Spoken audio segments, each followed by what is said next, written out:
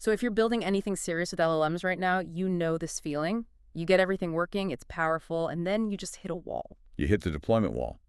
Yeah, it's the biggest point of friction when you try to go from, a cool research project to a real product. Get this size mismatch problem. Exactly. You've trained this amazing model. It's maybe 51 gigabytes of pure intelligence. And then you try to run it on something normal, like an RTX 3090. Or a 4090. A great card, but it maxes out at 24 gigs of VRAM. It doesn't fit. So your beautiful 51 gig model is just a file. You can't run it efficiently or maybe at all unless you go buy these super expensive server GPUs. And that really limits who can use the technology.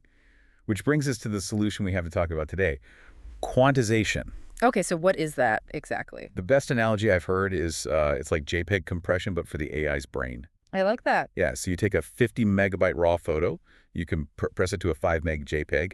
You lose a little detail, sure, but it looks pretty much the same. And for an LLM? You take that 50 gigabyte model and you shrink it down to maybe 13 gigabytes. Oh. That's a huge reduction. Yeah. And that makes it fit on all that consumer or, mid-range enterprise hardware. Okay, that is a staggering reduction. But how do you compress the model's brain without making it, dumber? That is the key question. The technique is very specific. It focuses almost entirely on compressing the model's weights. And the weights are the learned knowledge. The learned parameters, yeah. They're static, they're stored in the file, and they are most of the file size. But the activations? Okay, what are those? That's the data that's actually flowing through the network when the model is thinking, when it's doing the math. Those are kept at a much higher precision. Ah, okay, so you keep the thinking part high quality. Exactly. So we get huge memory savings, speed boosts. What's the catch? Nothing in computer science is ever free. The trade-off is precision. You are literally making the numbers in the model less precise. And if you do that badly? If you do it badly, the model starts to fall apart. It hallucinates, it produces gibberish.